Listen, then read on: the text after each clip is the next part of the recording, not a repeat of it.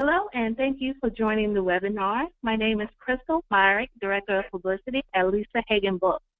Today we will discuss the replacement child, the unknown phenomenon. Experts will explore this often ignored topic based on both research and personal experience and how this affects individuals and their families worldwide. Our moderator is Hara Estroff Marano. She is the editor-in-charge for Psychology Today and the author of A Nation of Wimps, The High Cost of Invasive Parenting. Welcome, Hara. Hi there. Happy to be part of this important conversation. I'd like to introduce our panelists.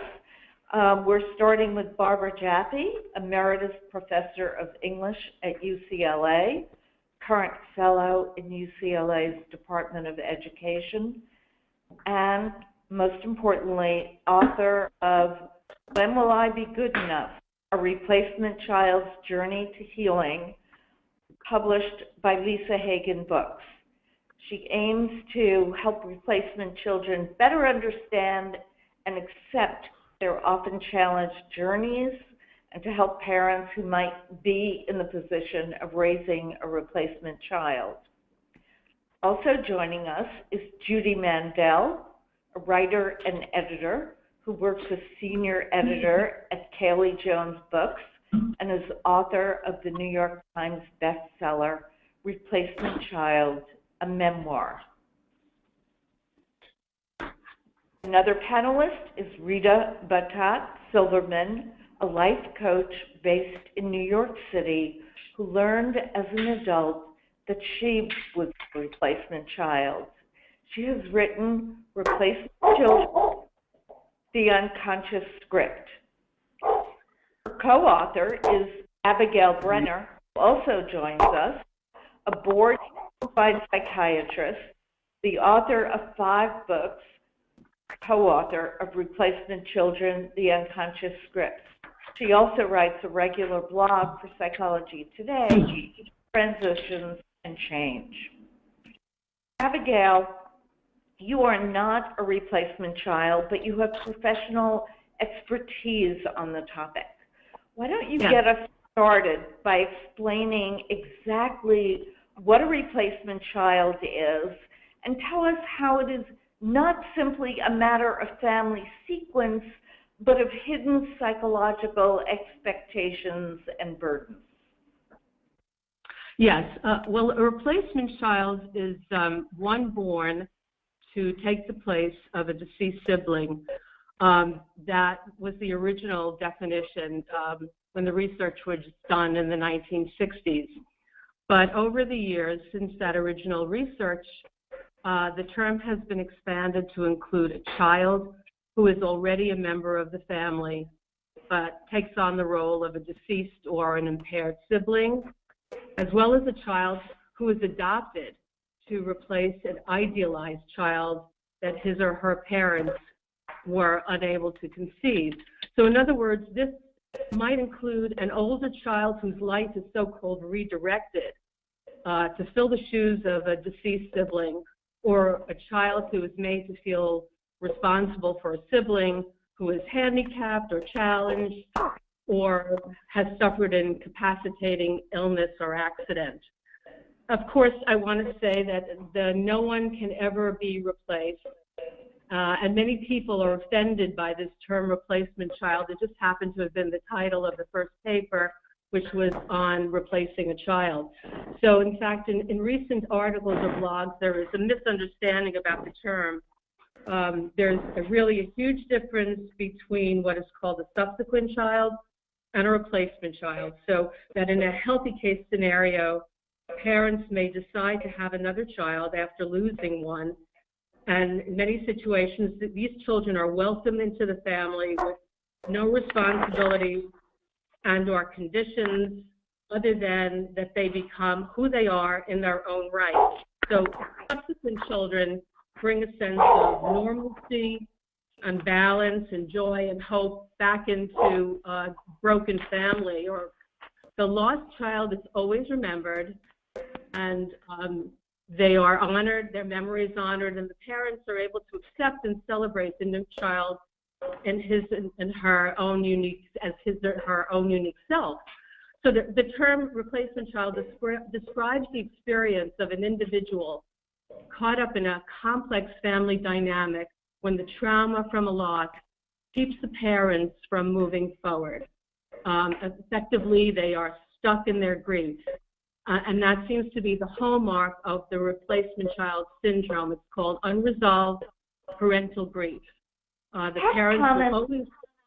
Yes, how common a phenomenon is this? And especially the child born into a family after a loss versus a child adopted into a family who takes on the possibility of a number of idealized roles? I think it's very, very common. As we've seen, you know, your panelists will tell you their stories here. And a lot of the blogging that I've done and the writing that I've done has brought a lot of attention to this, where people have sort of felt like they have for the first time a forum to actually speak about this phenomenon that they have been living with their whole life and really no one to speak to. So I think it's a very common phenomenon. You know, I think the hallmark that I mentioned, the unresolved parental grief, is really key to what the situation is here. In many situations, parents have gotten the help that they need after the loss of a child. They'll never stop grieving for the child that's lost, but they can move forward and they can experience joy and a full life with a subsequent child. But these parents seem to be stuck in the loss of the child and have their subsequent children living that kind of existence along with them. So as you'll see as the stories unfold, there are issues of very often identity confusion with a deceased child. Parents often idealize a deceased child. They are the best, suddenly in death, they are the best, most perfect, the most wonderful, and no other person will ever compare to them, including the child that so-called replaces them. And there's also survivor guilt in many instances from children who feel like they would never have been born were it not for the death of another child, and why are they alive and the other child is not. So they hear this on a constant basis. And it's the idea of understanding the difference. There is a difference between healthy adaptation and ones where the loss is lived every day, and a subsequent child lives sort of in the shadow or in the shoes of somebody else. So before we get into adaptation, I would love to hear, starting with Barbara, about how someone discovers or knows he is a replacement child and what that understanding is like. So Barbara, could you please tell us something about that? Yes, in terms of my story, I think probably when I was about 10 or 11 was the first time I began to understand that I was born to replace my brother Jeffrey, who died when he was almost 2 years old. I have an older brother who's 6.5 years older than I am, and he has a very different experience than I about growing up. But I remember my mother saying that she only wanted 2 children, and if I had lived, if Jeffrey had lived, I wouldn't have been born. Maybe not articulated in that way early on, but very soon I was able to put all of that together. We weren't allowed to talk about Jeffrey. There were pictures of him around the house. So I knew that there was something that we weren't supposed to communicate about, but yet it hung over my life especially. So I never thought of myself directly as a replacement child, but growing up, I had a lot of challenges, one of which was my goal in life was to make my mother happy. She was very depressed. She suffered from depression and had a very hard time getting through many of her days.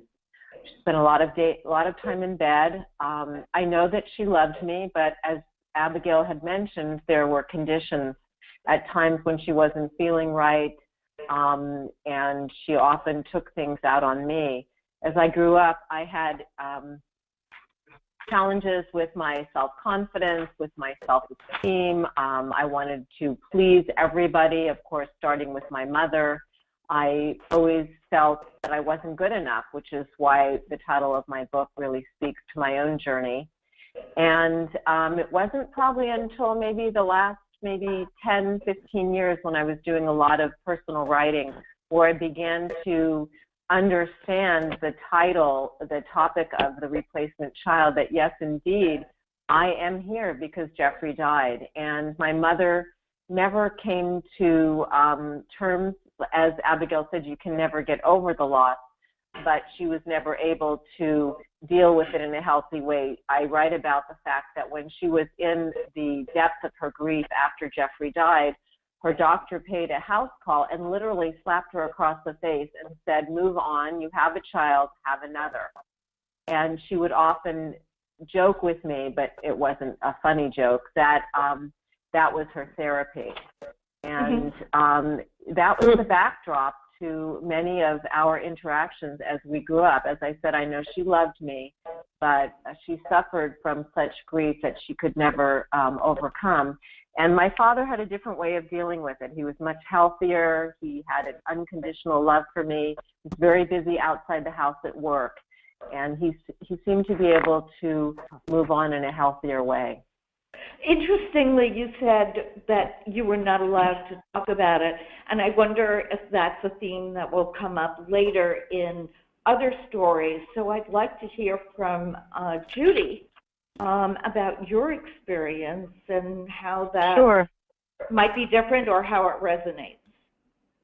Well, you know, my understanding of being a replacement child really came about from writing the book, Replacement Child.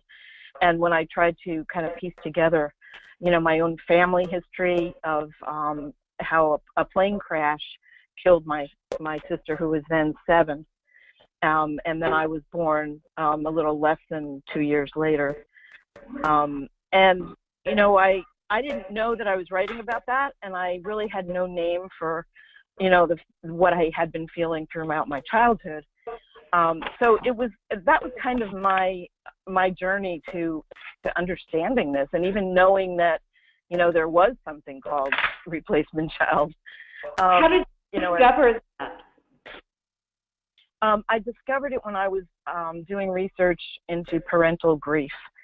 And just as Abigail was saying, you know, talking about the research and papers that were done in the 60s and understanding, you know, some of the things that were elements of a replacement child, which would, you know, the identity confusion, the survivor guilt, the never feeling you're enough. You know, I really relate to a lot of what Barbara just said. My parents did have, I think, one session of therapy in which they, you know, the doctor told them you should have another child. And I believe I was that prescription for them. And, you know, my mother also was in a deep depression after this plane crash accident, where that child, the older daughter, was killed, but my younger sister, who was 2 at the time, was very badly injured. So growing up, I also had, you know, that dual role of, you know, taking on that responsibility really to carry on things that injured child would not be able to do. So it was, you know, that was something I didn't realize as I was growing up. And they never did talk about, Donna was her name. It was never talked about. And in fact, I never even knew why they lit a yahrzeit candle, you know, for her death. And that nobody ever told me. They just lit the candle. And it wasn't until years later that I realized it, or knew her birthday, or, you know, any of those details that kind of came out from my other sister. So I very much relate to a lot of things. I think that every replacement child that I've met, and I've met a lot of them since the book came out, writing to me, and who are writing their own journeys, and Rita and I have become very good friends, and, you know, when we get together and talk, it's like she's my sister. It's like we have so many of the same things about each other that we recognize that it's uncanny. So I think that's interesting. What are some of those things that you recognize that are part of this phenomenon? I think it's an identity piece, not being able to find yourself and your place, self-confidence, always feeling like you're not enough and, trying to make up for that, very much the pleaser. I was certainly that in my family and, had to, I was always trying to make my mother happy too. So a lot of those things are just so much the same in the people that I meet that are replacement children. Right, and this helps us understand how someone knows he or she is a replacement child. What other aspects are there? And Rita, could you tell us a little bit about your story? Sure. I can so relate to everything that's been said here. My story is that I was born 18 months after my 14-year-old brother died from a heart ailment. He was born with a hole in his heart. So I came along 18 months later, and my brother was Bobby, and Bobby was kind of elevated to sainthood. So I never really saw him as a real person. He was always the person who did everything right. And matter of fact, my aunts and my mother always spoke about him like in terms that you wouldn't speak about a real person. So then they would call him poor Bobby. Poor Bobby didn't live to do this, and he was so perfect, and he was so this, and he was so that. And I was not perfect. I knew that, even in school, if I made a B, Bobby always made an A. So, I always felt, again, like Judy and Barbara said, I was lacking, that I could not be ever in my mother's eyes what she had lost. I could never be that good. And my complication, too, was that if I was the girl, I had to be the perfect girl. Well, the perfect girl in my mother's eyes was definitely not me because, the perfect girl had blonde curly hair. I'm short with dark straight hair. She could play the piano. She would take ballet. I was a tomboy. I could care less about any of these things. And so even when I would kind of succeed with things, I always felt Bobby was more successful, and, it was just constantly compared to him. So it was sort of like the invisible someone else always walked steps ahead of me, and it was very hard because you could never even catch up. So, that was like always an issue, and I think that's where people-pleasing came in, especially when I was young. You needed to have approval, so you kept trying to morph into something maybe you weren't. So it's hard to find out who you are. And interestingly enough, I had never thought about it one way or the other. I just knew, my mother was difficult in my eyes, but never had heard the word replacement child until one day when my son was very little. I was talking to one of the mothers at his school, and she had this child who was treated very differently than her other two children. And this kid was always criticized, which I kept feeling like, boy, can I relate to this kid? What is it about this kid that she just never seems to be doing anything right? And the mother one day told us that she was really not her first child, that her first child, when she was 6 months old, was diagnosed with leukemia. And the doctor said to her, stop grieving, have another child. What's the matter with you? Just get pregnant. So she got pregnant, had this other child. Actually, she had the child 10 days after the first one died. And, of course, she never was able to grieve properly. She said she was just totally confused and exhausted. And even though she wanted this other child, she kind of resented her because she wasn't the first child. And this was the child, this wasn't the child she wanted to bring home from the hospital. This isn't the child she knew. And she even said, I know I treat her like a replacement child, and she can't replace my other, and I know I'm a bit unfair to her, but I can't help it. And all of a sudden, something went bingo, like, wow, and I started to think about this, that there's so many similarities. And then I started to just hear from other people, like, oh, I had a sister that died, and boy, am I making up for it. And that's how I started getting interested in this. And so for years and years and years, my ears would perk up, and I would question people when I heard that there was another child in the family who had died, or, as Abigail said, it's kind of been extended, because it's not just a child who dies. It could be a child who suddenly starts acting out on drugs or something, and then another child starts to try to make up for it without even realizing it and becomes a perfectionist. Mm-hmm. So, there's a lot of similarities with that. And the big thing is, after reading Judy's book, which was excellent, and I kept thinking, my God, I mean, this is like, there's such a pattern here. And how many other people are there out there that really need to understand that it is a community and they're not alone? Because I started feeling a lot better when I thought, I thought I'm the only person in the world who feels like this.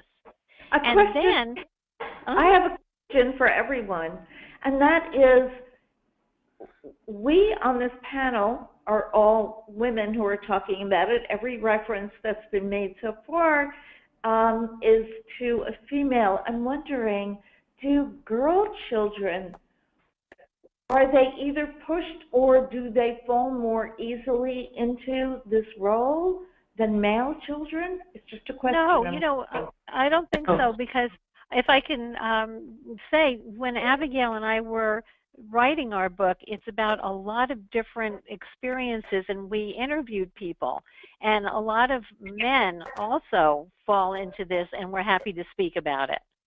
The problem is, Judy, nobody really understands what it is. And do they similarly have the problem of never feeling as if they're pleasing their parents? Yes. Yeah. Yes, very, very much so.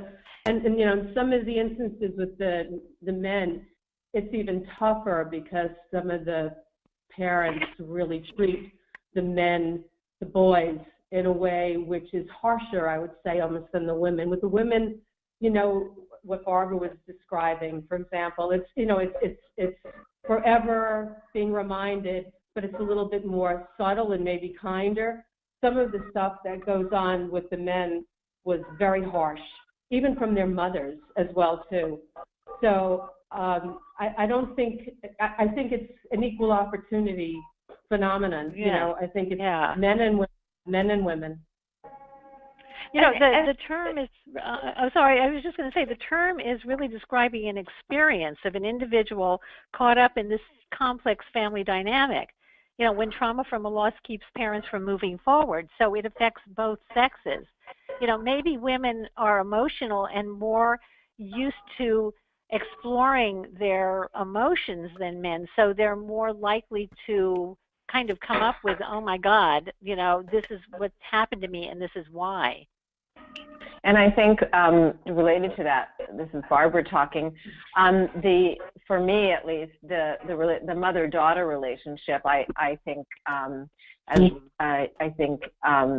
that you had mentioned, Rita, there were certain expectations that my mother had of me as the only daughter that she didn't have of my brother, who lived, who survived. So I think that was that added little wrinkle, and I didn't always live up to her expectations. I mean, even after I got married, I remember my husband was more the decorator and loved to decorate things, and she just was appalled. That's not how I raised you. That is not something. I mean, it was always like I just wasn't quite good enough. I think. But you can't win. You can't win. No, exactly. Yeah. Mm-hmm. Right. I think there's kind of a resentment, which they don't mean to have happen, but just a sort of part of this, that why did you take the place of someone else? Right. I think I was just going to say, I think, in my case, I felt that mostly from my father, was that he never really accepted me, because I think he was always resenting the fact that I was there when, his kind of angel daughter had been killed. And I don't think he ever really adjusted to that. So how does it affect daily functioning as a child and then later on? Who wants to take that up first? Barbara, why don't you start? Okay. As a child, I think getting back to the issue of people pleasing, wanting to make everybody happy, as I said, especially my mother, and one of those elements for me became eating issues. My mother wanted me to have probably an easier life. She seemed to think that if I was thinner, it would be an easier life. I wanted to please her, so I stopped eating. I went from a chubby little girl to an anorexic little girl and had those kinds of issues throughout my life. I have dealt with many of my demons, my challenges, and have feel that I have a very fulfilling, wonderful life. But it's been a constant work, and as I said, it's been dealing with issues of the self-esteem, self-worth, self-confidence. And even though I might look like I have it all together on the outside over the years, it's been a real inner journey of struggle and determination. And, you know, I think that perhaps maybe someone else with a stronger voice that would have said, defying perhaps my mother, I would have been a different, but that's not what I was, and I kind of just melted into authority figures and needed to find my own voice, and it's taken me a very long time to do so. And my book, writing my book was really transformational in that. I think Judy mentioned that too. Things come together when you're writing, and you see that you know, there's a lot of growth and recovery. And Judy, did your struggle, personal struggle, have a particular focus? You know, I was just trying to, you know, think how to voice that, and you know, I think definitely, you know, trying to find my way in, you know, what my place and self-confidence. It certainly had an impact on like my romantic life. I've been married several times now, and now happily, finally. But that aspect of I'm never good enough, nobody will ever really love me, is very detrimental to trying to develop and maintain relationships, because you're always feeling that you have to make up for things. And I think that is probably a very big aspect of my struggling through this. And I really, and you know, the issues with my father, of course, were also had an impact on that. You know, I just wanted to say, I just wanted to say one thing. One of the reasons this is such an important subject to get out there is because it is often the underlying root of the emotional issues such as perfectionism, anxiety, survivor's guilt, people-pleasing, feeling of inadequacy. And unfortunately, many health practitioners are completely unaware of the syndrome. And this is the root. And they go over and over other things that, you know, are fine, but they never get to the root of it. With a person it's such a good point. It's such a good point, Rita. You know, I have gone to different therapists. Nobody ever got to the root of this. Nobody ever did. Right. And you know, a lot of therapists have never even heard the term. A lot of good therapists. And this isn't a kind of question I was going to say that would discover in taking a history. I mean, do therapists take a family history in which this kind of information is usually revealed? Yeah, it is, but very often they won't ask about, you know, it's not natural in some ways to ask about, was there another child, was anybody lost along the way here? Even miscarriages, lost pregnancies before the child was born may have, you know, impact on subsequent children, and very often. And, you know, I've taken loads of histories. A lot of this stuff is just not talked about. And very often, and I should say this too, the panelists here are very aware of what's going on, very insightful, But you very often have families where nobody talks about anything. And yet, people will tell you years later that they knew that there was something wrong, that they were able to pick up from looks of their parents to each other, or the remembrance of a birthday or something. Even when nothing was said, they had a sense that there was a gap, that there were gaps, that there was something missing. So even when children pick up on the energy. And of course the energy. Even when people don't talk about it, they know. There was one woman from, I think she was from Australia, who wrote to me and said that she knew there was something wrong in her family. And one of the family members said to her parents, you better tell her. She was about 15, I think. You better tell her, because otherwise she's going to find out from somebody else, and this is going to be an incredible shock. Well, it was a shock, even though her parents told her. Her parents were still broken up about the death of a sibling that had died many, many years before. And this woman was just in shock about it. It just really impacted her, but she knew. And a lot of people said that they understood, that they knew there was something missing, even when no one ever spoke about it. Yeah, I think that's, you know, this is Judy again. You know, the idea that I had always felt like outside of the family and had no idea why. And I think just what you're saying, Abigail, you know, you just feel something is wrong, something's missing, but you just don't know what it is, especially as a child. I mean, there's no way that you can unless someone talks to you. Exactly. Right. And, you know, I wanted to just say one other thing that I want to emphasize is that a child born after the death of another child is not automatically a replacement child, because, you know, replacement children are not about having another child after another one has died.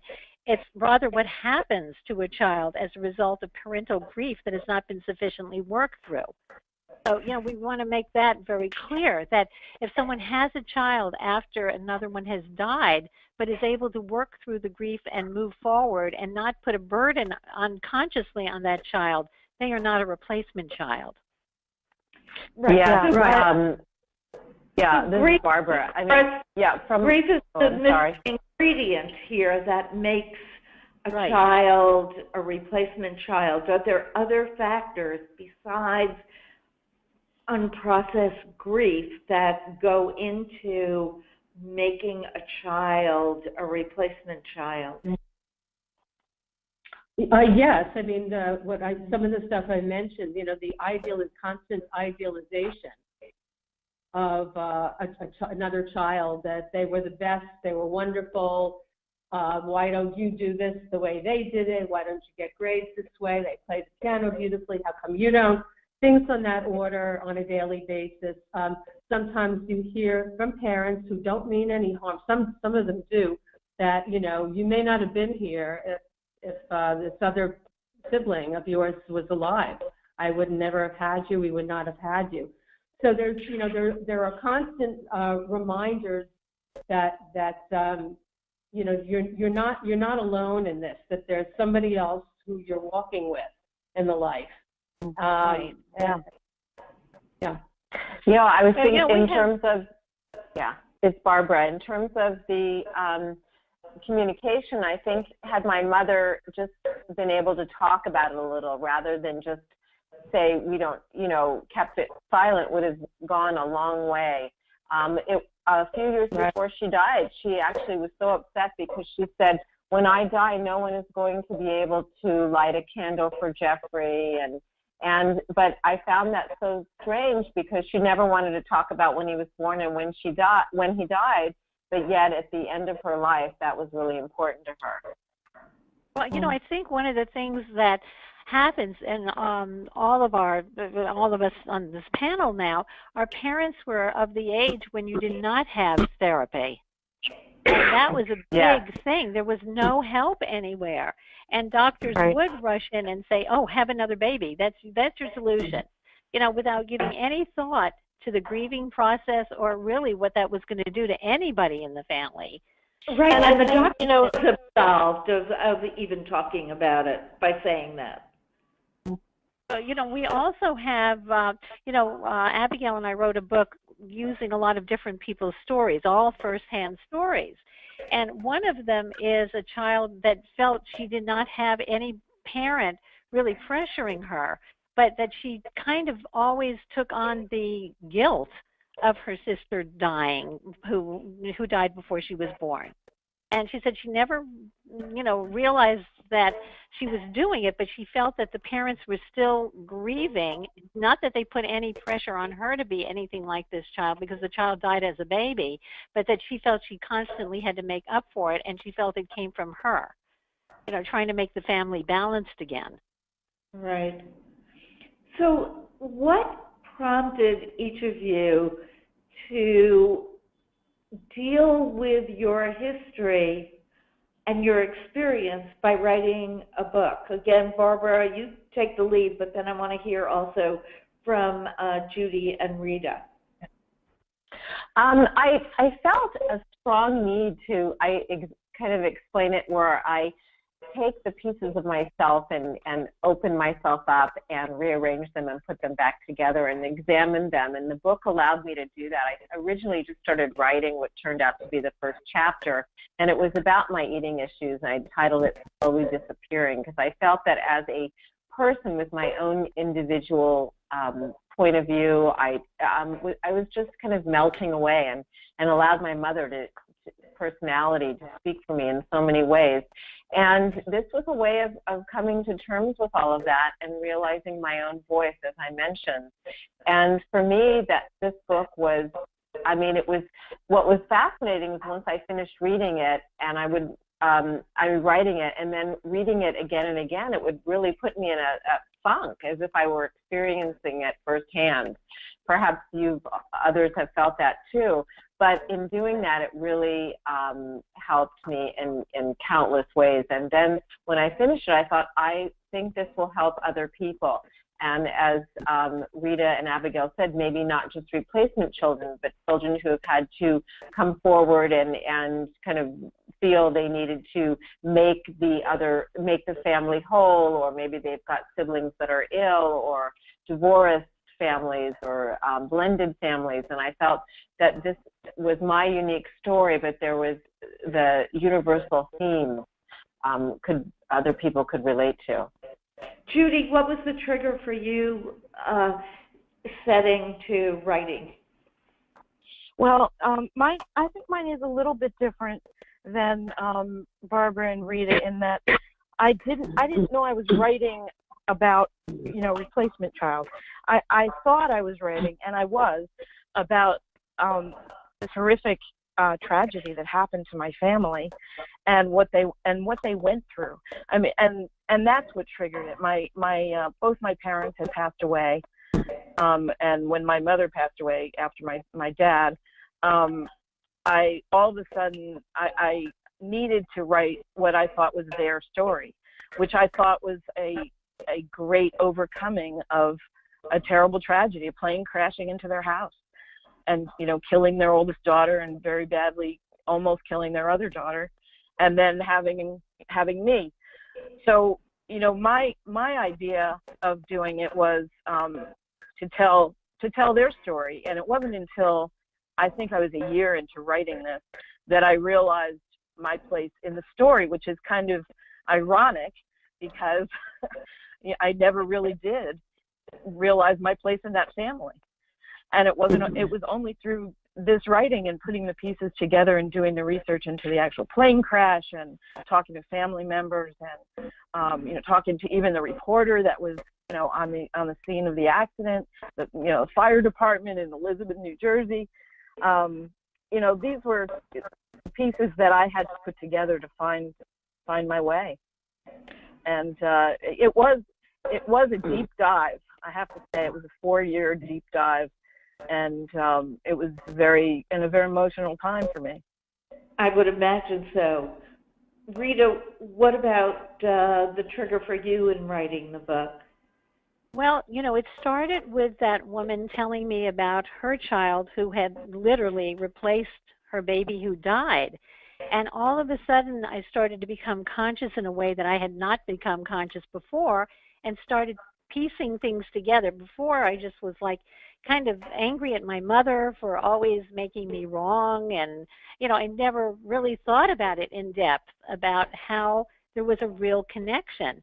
And then when I started to think about it and started to talk to other people, this is many, many years ago, I started to realize there were other people who had similar things that happened in the family and had felt in many ways the same way I felt. And so I went looking for books or information and could find almost nothing. There was nothing.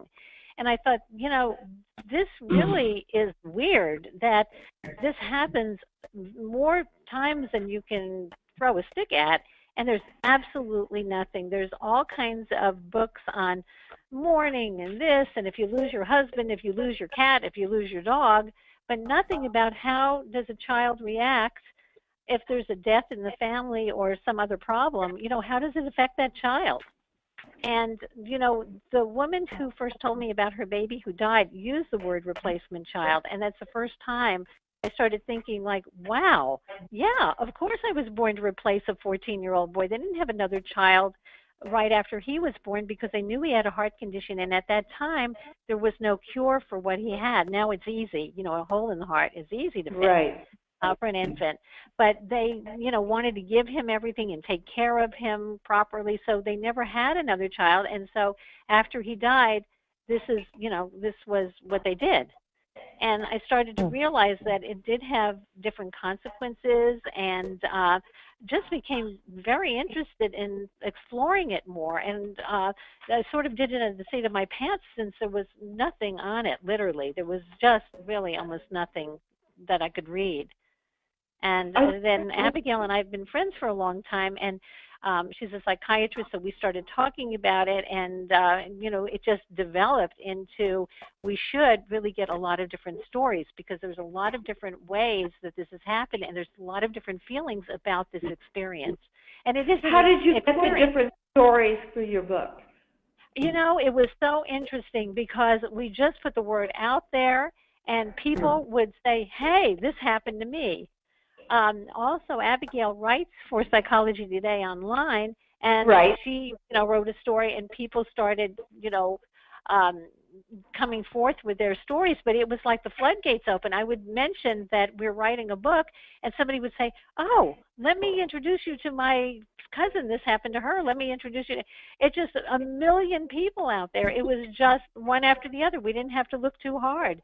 So the stories we have are all firsthand stories, either told to us or written by the person who had that experience. And it's just amazing. And we kind of were learning it was just on the job learning. I mean, it just opened our eyes to more and more and more. And was very helpful. We've had therapists call us to say, like, oh my God, this helped me so much with this person, because we never went there, and this was the root of this problem or this issue. And we were able to tackle it, completely and much more thoroughly, going back to where this began. So that's how we got in. Are there other people well known in our culture who have had this experience of being a replacement child? People that we know but don't know about. Well, one of the people who wrote a beautiful story for us is Goldie Hawn's sister, Patty. Patty was born before Goldie. She's 7 years older. She was born 18 months after a brother died, a baby, an infant, and her life was extremely different because of it.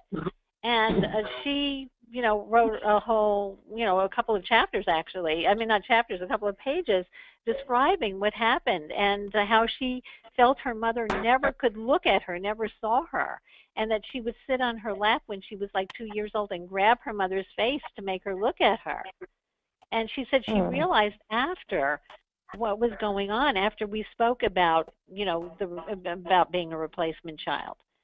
And she realized then, she became, this is all in our book, she became pregnant as a teenager, had to give the child up, because in the 50s, you just were not a pregnant woman who was not married.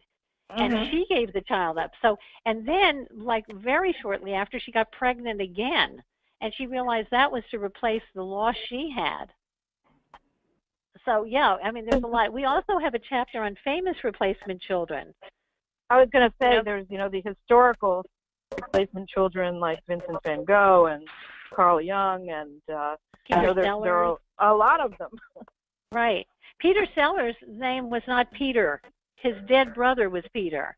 He was named a different name, but they always called him Peter. That is quite a very obvious... Even Katharine Hepburn. Katharine Hepburn, her brother, who she was very close to when they were young teenagers, hung himself. And she was not allowed to talk about him at all. So she took on his birthday. She always said her birthday was in November, but his birthday was in November. Hers was in May. And she said she did that because she wanted him to live through her. The loss of a child is obviously a very, very difficult subject. So can we talk about maybe what parents can do to handle some of the enormous grief of losing a child? You're coming at it from a very unique perspective, and I think this is important.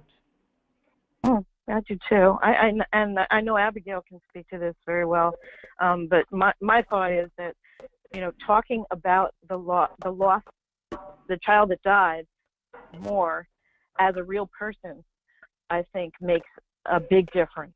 And not idealizing that child, and appreciating the new child in their uniqueness and their own right. And therapy, going for therapy right away, and to other to groups of parents who have been in that situation. Right. Yeah, I think talking about things is very important. Therapy, talking to family, friends, as much as you are able to, is very, very important. And not keeping secrets. And, in the situations where people don't talk about it and the children are born into it and know, even though no one talks about it, these are family secrets that have to come out in some fashion, have to be understood, and have to be played out in a living situation with the children in the within the family.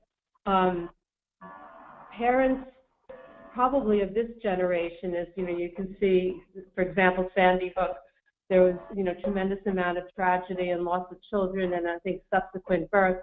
People are a lot more aware, it seems, than generations in the past. Our parents' generations probably were people didn't speak about these things. These were secret. So I think there's more awareness anyhow, and always sharing stories, always talking about things. Writing about things is very important way for people to get information, and friends of friends telling people of things that they understand and things that they've read, informing other people about what they can do is very important. But the idea is to talk. That's a very important thing. And for you, go ahead. Oh, this is Rita. I just wanted to say one thing about Sandy Hook. I think a lot of those babies that are being born after they lost a sibling are not going to be replacement children, because these people have had therapy and they have the support of each other. So I think that these children may be raised in a healthier way, even though there was such a huge tragedy that took away a sibling for them. So I think they have a much better, hopefully, a better hope of being appreciated as their own person and not just filling in for a child in the family who passed away. Right. Absolutely. And also educating, let me just say this, and just also educating the public about the difference between what a subsequent child is and a replacement child. Because I've spoken with people, there's a woman who wrote a blog, and there were a lot of people who wrote in who were incensed about the use of the term replacement to talk about a child who was born after the death of another child. And I said to her, that's not what the definition is.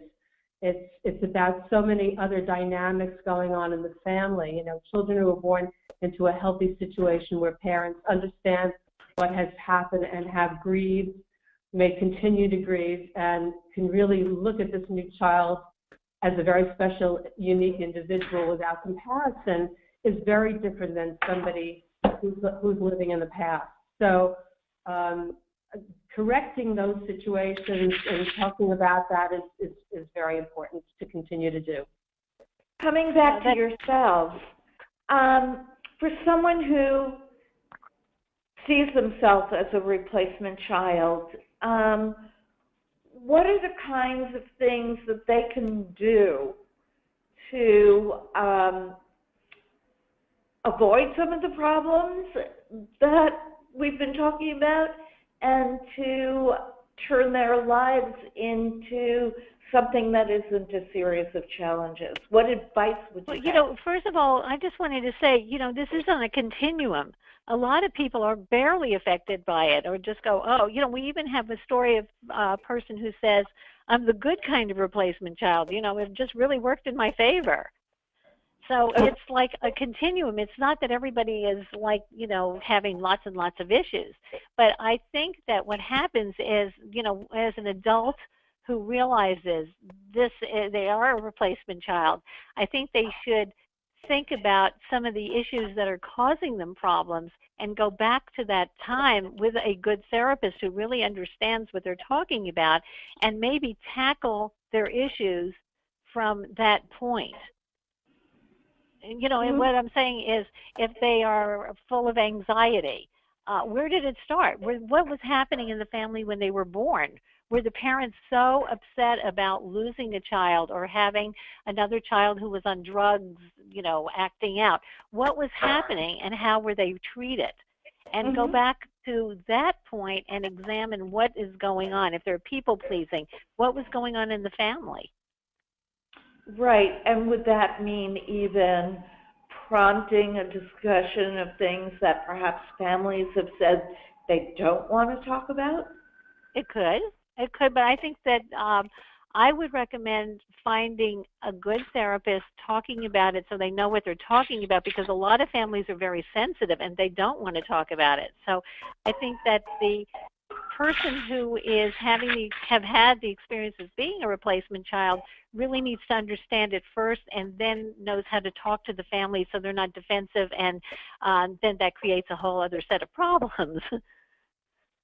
Right. And I think people who have other examples of replacement children and have learned from hearing stories from other people.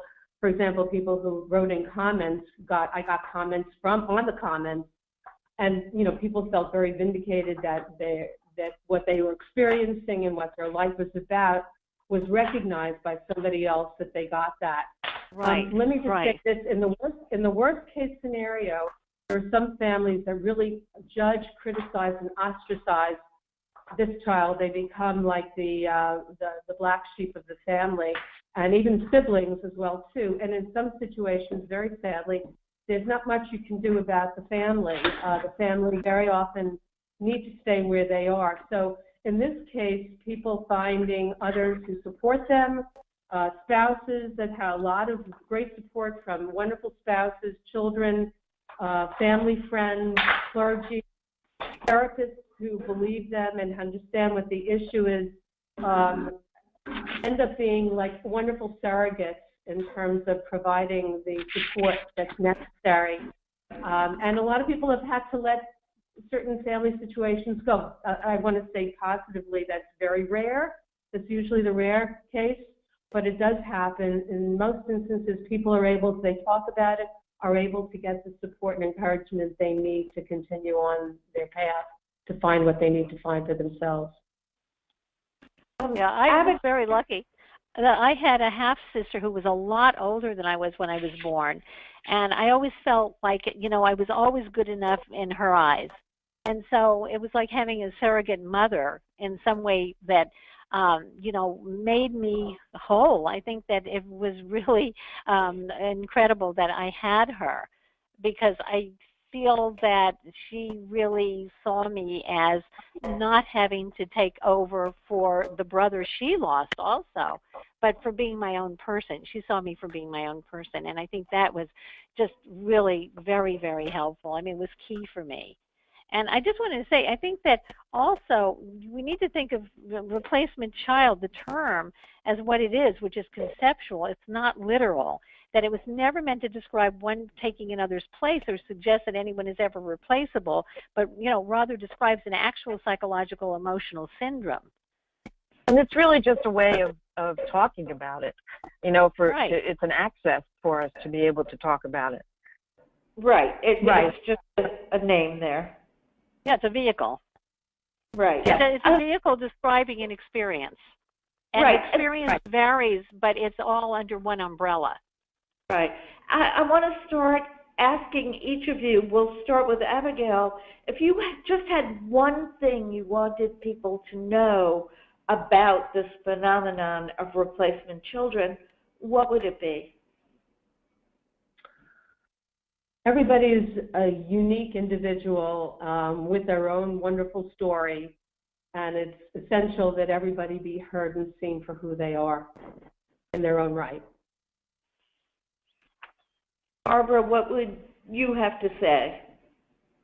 As a replacement child myself, that despite any challenges we have in life, whether we are replacement children or not, we can live full, beautiful, fulfilling lives despite these challenges. Judy? Yeah, I think what I would say is for people to realize that they are enough. This is something that I still, I think it's the basis of feeling good about yourself. Is you don't have to do cartwheels for anybody. You're enough as you are. Rita, would you like to add to this? Sure. I think it's just wonderful finding yourself. And, we all have challenges. There, all kinds of challenges in life. And I think that all of us just have to find out who we are and be happy with who we are. And, any means to get there is fine. Right. And I think we would all agree with Abigail that therapists of all stripes need to have the kind of awareness that she has of this phenomenon. Absolutely. And probe for it. Absolutely. And could you say a little bit more about when and how one might probe for this, under what circumstances? Well, Abigail, you want to take that? But I think that, I think that what's important is the word gets out, that the replacement child becomes a word or a phrase that people understand what it is. And they may have to take it to their therapist, because a lot of therapists are wonderful therapists. They just don't get it. Right. And so I think that maybe as a patient, you may have to educate the therapist. I would say give them our book, which is Replacement Children, the Unconscious Script, because that's what we're trying to do. We're trying to get the word out and give different people's take on it and different stories and how they heal. And Abigail, perhaps you could weigh in on this, on maybe when and how therapists should be aware of this phenomenon? Well, as soon as possible. I would say, it took me a while to actually, hear the words and understand, although I think I got it pretty quickly, frankly, from what Rita was describing. And I did recognize that I saw it, and I saw it after I thought about it. So I think, thinking about it from, and initially we have some questions for therapists to think about too in the book. When you first meet a person, that really should be part of what your interview is about. That you're asking about, the early childhood, and even before you were ever born, who your parents are, what they were about, what losses they suffered, what else went on in their families, because that has an impact definitely on how parents have children, raise children. So from the very beginning, I would say therapists should be aware of the phenomenon and to try to be sensitive and ask those questions, and you'd be surprised what you'll find. Right, and you've all made me very aware that this is a phenomenon that's more common than anybody really talks about, and I think So that's common. a heart of the issue, that it doesn't get talked about enough. Well, I thank all of you for joining the conversation and being willing to talk about it. Thank you so much. Thank you, Hara. Thank you.